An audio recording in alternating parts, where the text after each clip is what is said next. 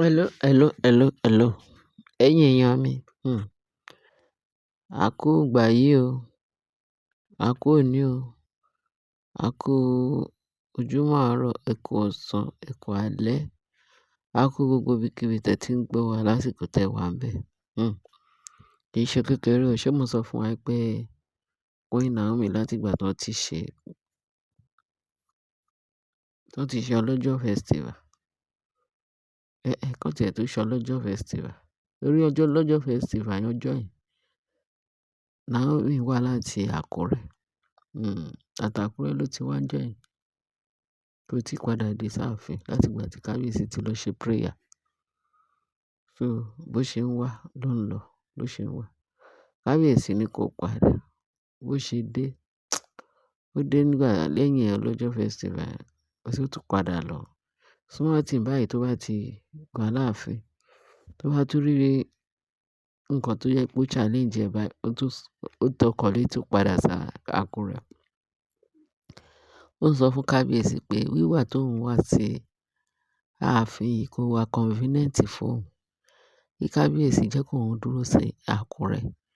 Ìyẹn ò ní pé kó má máa rọ́mọ ẹ̀, ráwọn ọmọ ẹ̀, kò dé ní pé ìyẹn ò dé disturb pé marriage àwọn kò sí mọ́, wọ́n yìí ń fẹ́ra. Bíbẹ̀ tí èyí tó ń ṣe òun ni pé ẹ̀mí òun ò gbé gbogbo wàhálà tó ń fún àwọn olórí wọ̀nyẹn. Kábíyèsí, ẹ promise mi pé máa lé wọn padà, ẹ máa mú wọn kúrò láàfin. Ẹ lé gbogbo àwọn pàǹtí yẹn kúrò láàfin, tí ẹ bá fẹ́ kí ìgbé papọ̀ ẹ̀mí àti yín kó jọra. So ó dàbí pé kábíyèsí yìí ń ṣe èmi lọ́kàn, àṣẹ tí ń bá pa. Naomi ò sọ pé òun fún kábíyèsí ń respect o. Ó ń bu ọlá fún, ó ń bọ̀wọ̀ fún gidi gan. Ṣùgbọ́n èwo ni tipátipá pé tí tèmi ló máa ṣe. Àṣẹ tèmi tí mo pa òun ni kó follow. Àṣẹ tí ó dẹ̀ pa kábíyèsí, ó ní ọmọ yẹn lára, ó ní Naomi lára. Torí náà la ṣe ń sọ, la ṣe ń ké kábíyèsí wá nǹkan ṣe sí. Bẹ́ẹ̀ ni, kábíyèsí wá nǹkan ṣe sí. Naomi tiẹ̀ Naomi. Gbogbo àwọn ọmọ Naomi wọ̀ ló ní. Kì í ṣe pé wọ́n yẹrí ẹ̀ wò. Ẹ gbàgbé gbogbo àwọn èṣù bí èèyàn bí èṣù tó ń sọ̀sọkúsọ. Mo bá sọ ju bẹ́ẹ̀ ìtara ni, ara ló ń ta wọn. Torí kò sí ìfẹ́ wọn lọ́kàn kábíyèsí.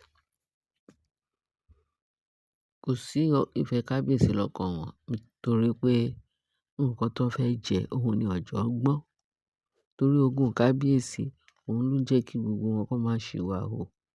Àṣírí wọn dẹ̀ ti tú. Torí ẹ̀, ẹ máa fi pa ọkàn pọ̀ kí ẹ move wọn pátápátá kúrò láàfin. Naomi wà lọ́dọ̀ àwọn èèyàn. Ó ní tóun bá ti kúrò láàfin wọn, òun ò ní padà. Lóòótọ́ àwọn ẹrú ẹ ti wà láàfin bẹ́ẹ̀ tí, wọ́n ní igi gogoro má gúnni lójú òkèrè la tí ń wò. Now la tí ń yẹ̀ bẹ́ẹ̀ ni wọ́n ṣe ń sọ. Ní wọ́n wá ń sọ fún Naomi wá ń sọ wípé wọ́n ní kábíyèsí everyday ló máa ń lọ sí Àkúrẹ́. Small thing Àkúrẹ́. Wọ́n ní ṣe ló wá di àná. Wọ́n ní ìrọ̀lẹ́ àná gbogbo àwọn olórí counterfeit tí kábíyèsí kó jọ sáàfin. Wọ́n wá lọ síwájú kábíyèsí gbogbo wọn, wọ́n lọ kúnlẹ̀. Elizabeth kọ́, Tèmítọ́pẹ́, Ashley, Rónkẹ́ àti Tóbi. Wọ́n bá ní ṣé Mariam wà níbẹ̀ torí mo rí wọn lórí ìkùnlé. Ó dà pé Mariam ò tí ì dé. Mariam ò sí níbẹ̀. Wọ́n ní wọ́n bá ń bẹ kábíyèsí. Kábíyèsí, ẹ̀bẹ̀ la wá bẹ̀. Ẹ jọ̀ọ́ nítorí Ọlọ́run. Ẹ jẹ́ kí Naomi kúkú dúró sí Àkúrẹ́. Ẹ má yẹ kó wá sáàfin yìí mọ́. Pé kábíyèsí ní ìtumọ̀. pé a rí pé ẹ dúró sí ààfin, ẹ ń lọ ẹ ń bọ̀, a mọ̀ pé ọ̀dọ̀ Naomi lẹ ń lọ. Ẹ jẹ́ kó kúkú dúró sáàfin kó má wá sí kó kúkú dúró sákúrẹ́ kó má wá sáàfin yìí mọ́. Nítorí pé bí Naomi mú wọn lóru ní ààfin, ó therefore àwọn ò fẹ́ Naomi mọ́ ní ààfin.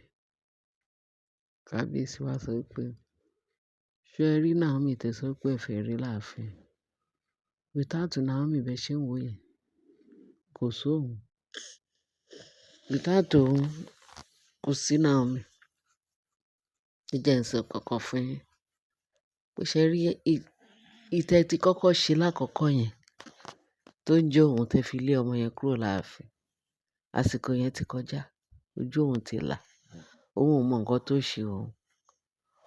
Ó ní ńgbà tó dẹ̀ ti jí pé òun fẹ́ padà, òun dẹ̀ ti padà sọ́dọ̀ Naomi tójú òun ti là. Ó ní no going back, kò sí nǹkan kan tẹ lè ṣe tí Naomi máa tún kúrò láàfin yẹn. Pé torí bí Naomi ṣe wà yẹn, tí nǹkan kan bá ṣe Naomi pẹ̀lú oore-ọ̀fẹ́ Ọlọ́run pẹ̀lú agbára Kristi Jesu, nǹkan kan ò ní ṣe o. Kò ní ṣe, kò ní ṣe àwọn ọmọ ẹ̀. Pé kẹ́ gbà pé tí Naomi ò bá ti sí òun náà sí. It mean pé end of the marriage yẹn ti tó. Ó ti end. Without Naomi nínú ayé òun. So pé tí nǹkan kan ò dẹ̀ gbọdọ̀ ṣe. So therefore kẹ́ parẹ́ kúrò ní iwájú òun. Wọ́n ní bí wọ́n ṣe wá bẹ̀rẹ̀ sí ní kó yánmu. Àwọn sọ pé Naomi ti kó nǹkan fún yín jẹ. Naomi ti ṣe nǹkan fún yín jẹ. Ilé yìí ò ṣe ordinary kì í ṣe ordinary mọ́. Kì í ṣe gbá, kì í ṣe àwọn ò ní gbà. Ní nǹkan tí Naomi ṣe fún yín jẹ, ẹ máa pọ̀, ẹ máa ṣe. Kábíyèsí níbẹ̀ ṣe ń rí Naomi. Ó ní Bíbélì ẹ̀, lẹ́yìn Bíbélì ẹ̀, kò sí nǹkan mìí mọ́. Ó lójú òun clear. Ó ní Naomi. Òun ti dán gbogbo agbára Naomi. Ó ti dán wò. Ó ti rí pé oore-ọ̀fẹ́ Ọlọ́run ni Naomi ń jẹ. Oore-ọ̀fẹ́ Ọlọ́run, òun lòun náà ń jẹ. Naomi bó ṣe wà yẹn, Bíbélì yẹn, ìwé mímọ́ tó ń gbé dání yẹn, òun lágbára Naomi. Ẹ bá gun orí àjà 1,000,000 kẹ́ forí sọlẹ̀. Ó ní Naomi lòun dìbò fún. Naomi ni ìyàwó òun tóun ti ní lọ́kàn dáadáa. Láìsí Naomi, kò sóhun o. So kẹ má wulẹ̀ sọ wípé ẹ ní ọ̀rọ̀ kan ní ẹnu àbí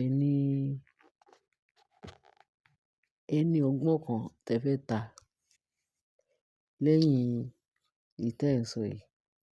Kò sọ́nà bẹ́ẹ̀. Naomi ni ìyàwó òun. Ẹni tọ́kàn òun tó máa fi òun lọ́kàn balẹ̀ lọ́jọ́ alẹ́ òun, ibẹ̀ lòun wà yìí. Nígbò bá sú yín, olúkálùkù á gbọ̀nà ibi tẹ́ ti wá. Ẹ gbọ̀nà rẹ̀ lọ. Èmi ò rí wàhálà èmi ò rí sí wàhálà tẹ́ ẹ̀ ń fún òun, òun ò rí sí mọ́. Ẹ check out, ẹ kúrò, kẹ́ parẹ́ kúrò ní iwájú òun. Pé Naomi yẹn, wọ́n ní kábíyèsí wá lọ bá Naomi. Ló bá ń sọ gbogbo nǹkan tí wọ́n ṣe fún un. Táwọn olórí ṣe tó ń sọ. Ó báyìí lòun fi dá wọn lóhùn. Wọ́n ní Mariam sọ pé kábíyèsí tí yín lẹ̀ ń sọ yẹn o. Gbogbo yẹn story. Tí tèmi ní pé ẹ bá wà ní 100 times ní èdè. Ṣé rí ibi tẹ́ ẹ̀ ń sọ, nǹkan tẹ́ ẹ̀ ń sọ yẹn náà ni òun náà máa sọ. Òun máa fi máa dá yín lóhùn. Òun ò ní àfihàn ẹ lọ. Àfi tẹ́ bá máa fẹ́ òun ní ilé òun bó ṣe wà yìí. Tí ó bá wọ̀ fún yín, ẹ lọ máa fẹ́ àwọn túláàsì tẹ́ gbé sí ààfin. Àbí nǹkan mìí wà ńbẹ̀ ni. Ó lóhun ò lọ. òun lẹ́mìí ara òun lò, òun pọ́n ẹ̀mí òun ara òun lé, òun ò dẹ̀ ní ranjú lẹ̀, wọ́n wá pa àwọn ọmọ òun fún òun. Àwọn ọmọ tóun ṣiṣẹ́ tó jìyà lórí wọn, òun ṣetán láti gbé wọn sá eré, láti gbé wọn fò. Ìrànwọ́ Ọlọ́run bẹ lára Naomi àtàwọn ọmọ ẹ̀. Mo ní kí n sọ fún èèyàn Ọlọ́run, èèyàn ọlọ́gbọ́n jùlọ, èèyàn olóore ọ̀fẹ́ jùlọ, èyí tí Ọlọ́run ti dá dáradára, èyí tó jẹ́ pé tí ò bá sí ẹ̀yin kò sáwà, èyí tó jẹ́ pé ẹ̀yin lèèyàn pàtàkì láyé mi, àwọn tó ṣẹlẹ̀kẹ́ jùlọ, láìsí kò sáwà, láìsáwà kò sẹ́yìn. Àwa la máa wà, ẹ̀yin la máa bà. Ṣẹ́yìn náà rí gbogbo ṣeré tí kábíyèsí ń bá Naomi dánwò. Naomi lòun ò ṣe, òun ò sọ pé òun ò fẹ́ yín o, bẹ́ẹ̀ tí òun ò lọ sáàfin wọn. Tẹ́ bá ti ṣe nǹkan tí Naomi sọ pé kẹ́ ṣe, ẹ palẹ̀ wọ́n mọ́. Ẹ palẹ̀ wọ́n mọ́, òun ló máa ṣe é ṣe o. Tẹ́ bá dágbára láti palẹ̀ wọ́n mọ́, ẹ jẹ́ ká wòye nǹkan tó Ọlọ́run máa ṣe. Ẹ jẹ́ ká fi gbogbo ẹ̀ lẹ̀ f'Ọlọ́run. Bí Ọlọ́run tó ń jẹ́ Ọlọ́run, tó dẹ̀ máa jẹ́ Ọlọ́run títí ayé ráyé, ẹ jẹ́ ká máa bá agbára Ọlọ́run, ẹ jẹ́ ká máa bá bọ̀. Ẹ rí ìyanu tó Ọlọ́run máa ṣe. Ọlọ́run máa palẹ̀ wọ́n mọ́. Lógo tó ń jẹ́ t'Ọlọ́run Jésù Kristi lókè. Bẹ́ẹ̀ ni, ẹ̀yin èèyàn mi, mo ní kí n sáré gbé wá sí ti gbọ̀ wá. Kí bá mi share, kí bá mi like, kí bá mi subscribe, kí ẹ bá mi fi tó kù sí comment section. Ẹ̀yin èèyàn mi, ẹ̀yin èèyàn yìí, ẹ ṣé gan bẹ́ẹ̀ ṣe ń tẹ́tí sí wa. Láyọ̀ o. Bye.